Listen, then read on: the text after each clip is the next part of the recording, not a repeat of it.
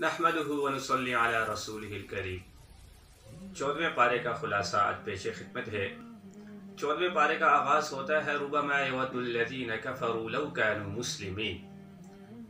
یہ جو کافر ہیں، یہ کافر چاہے مال خرچ کریں، کچھ بھی کریں، ان کی جو آخری خواہش ہے وہ یہی ہے کہ یہ جتنے بھی مسلمان ہیں، جتنے بھی یہ سارے کے سارے مسلمان جو ہیں وہ کافر ہو جائیں، یعنی ہمارے دین میں آ جائیں۔ دوسری بات ذکر ہے اِنَّا نَحْنُ نَزَّلْنَا الذِّكْرَ وَإِنَّا لَهُ لَحَافِظُونَ۔ حفاظت قرآن کے متعلق جو مشہور آیت کریمہ ہے وہ اس پارے کے اندر ہے کہ اللہ تعالیٰ نے قرآن کی حفاظت کا ذمہ اپنے ذمہ لیا ہے۔ اور تیسری بات کا ذکر ہے انسان کی تخلیق کا ذکر ہے کہ انسان کو کس سے پیدا کیا گیا۔ پھر اس کے بعد حضرت آدم علیہ السلام کا ذکر ہے کہ فرشتوں کے ذریعے سجدہ کروایا، ابلیس نے سجدے سے انکار کیا اور پھر ابلیس کو جنت سے نکال دیا گیا۔ اور پھر اللہ تعالیٰ ابلیس نے یہ قسم اٹھائی کہ میں جو ہے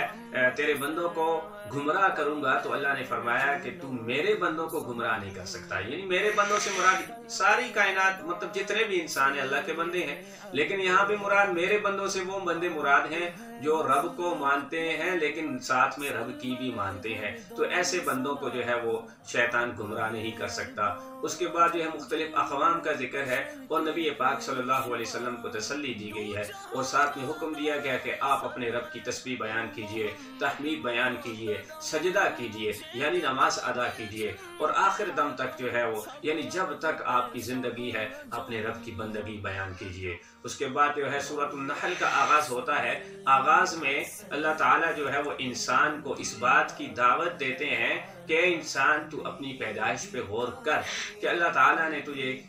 کس طرح پیدا کیا ہے اور کتنے جو ہے تجھے اعضاء دی ہیں، اور تو جو ہے وہ کتنی اعضاء کے ساتھ جو ہے وہ دنیا کے اندر جو ہے مختلف کام کر رہا ہے، مختلف کام سر انجام دے رہا ہے، یعنی اپنے اوپر غور و فکر کرنے کی دعوت دی ہے۔ اور اس کے بعد انسان کی جو بقا ہے جن چیزوں پر، ان چیزوں کا ذکر کیا ہے کہ سواریاں ہیں، جانور ہیں، اسی طرح جو ہے وہ سمندر، اسی طرح دن رات اور سورج چاند، کشتیاں، ہر ایک چیز کے بارے میں ذکر کیا ہے کہ بھائی ان چیزوں پہ غور کر کہ یہ تمام کی تمام چیزیں، یہ تمام کی تمام نعمتیں اے انسان اللہ نے تیرے لیے پیدا کی ہیں۔ اور پھر اللہ نے فرمایا وَإِن تَعُدُّوا نِعْمَةَ اللَّهِ لَا تُحْصُوهَا، اگر اللہ کی نعمتوں کو کوئی شمار کرنا چاہے تو کبھی بھی شمار نہیں کر سکتا، لیکن انسان جو ہے وہ ناشکرا ہے۔ اس کے بعد شہد کی مکھی کا ذکر ہے کہ شہد کی مکھی جو ہے وہ کیسے کام کرتی ہیں، اور یہ شہد کی مکھیاں ٹیم ورک یعنی ایک ٹیم کے طور پر جو ہے وہ مل جل کر کام کرتی ہیں اور ایک ڈسپلن کے تحت کام کرتی ہیں۔ انسان کو اس بات کی یہ بات سمجھائی گئی ہے کہ انسان کو بھی چاہیے کہ مل جل کر کام کرے اور ڈسپلن کے تحت جو ہے وہ کام کرے۔ اس کے بعد جو خاندان کے بارے میں ذکر ہے کہ خاندان بڑی نعمت ہے اور خاندان بڑی نعمت ہے،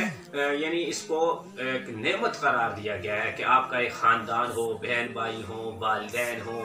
آپ کے رشتہ دار ہوں، تو خاندان ایک بڑی نعمت ہے، اس کی قدر کرنی چاہیے۔ اس کے بعد جو ہے وہ ایک آیت کریمہ ہے جو خطبہ جمعہ میں بھی پڑھی جاتی ہے، ان اللہ یأمر بالعدل والاحسان وایتاء ذی القربى وینہی عن الفحشاء والمنکر، تین چیزوں کے کرنے کا حکم دیا ہے، عدل کا، احسان کا، رشتہ داروں کے ساتھ اچھا سلوک کرنے کا، بے حیائی سے رکنے کا،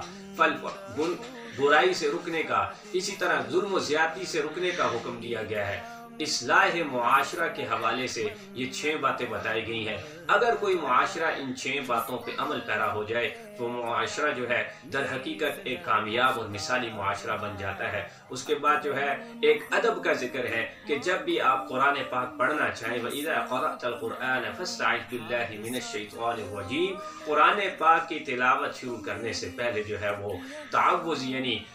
شیطان مردود کی پناہ مانگ لینی چاہیے، اللہ سے جو ہے وہ شیطان کی پناہ مانگ لینی چاہیے۔ یہ ایک ادب کا ذکر ہے۔ اور اس کے بعد جو ہے اس بات کا ذکر ہے کہ آپ اگر دعوت و تبلیغ کا کام کرنا چاہتے ہیں، کسی کو اسلام کی طرف بلانا چاہتے ہیں، کسی کو اسلام کی طرف مائل کرنا چاہتے ہیں، تو اس کے لیے طریقہ کار یہ ہے کہ حکمت کا راستہ اپنایا جائے، دانش کا راستہ اپنایا جائے، اور اچھے طریقے سے گفتگو کر کے جو ہے وہ اس کو اسلام کی طرف راغب کیا جائے۔ آج جو ہے اس حکمت و دانش کی بھی بہت بڑی ضرورت ہے۔ ہم دیکھتے ہیں کہ کئی جگہوں پہ، کئی پلیٹ فارم پہ جو ہے ہمارے دانش پر ہو گئے، اور بعض جو ہے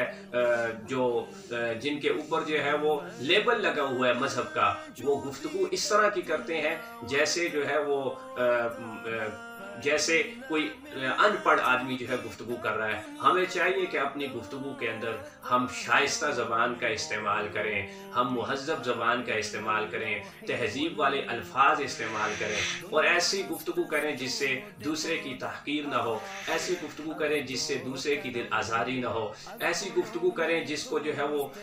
جس کو حقارت بنانا مقصود نہ ہو۔ آج جو ہے اس بات کی بھی بڑی ضرورت ہے، چاہے ہم دین کے ساتھ منسلک ہوں یا کسی اور چیز کے ساتھ جو ہے منسلک ہوں، ہمیں چاہیے کہ ہم اپنی گفتگو کو شائستہ رکھیں۔ یہاں پہ جو ہے وہ پارے کا اختتام ہوتا ہے۔ اللہ تعالیٰ سے دعا ہے اللہ تعالیٰ ہمیں ان باتوں پہ عمل پیرا ہونے کی توفیق نصیب فرمائے۔ وآخر دعوانا ان الحمد للہ رب العالمین۔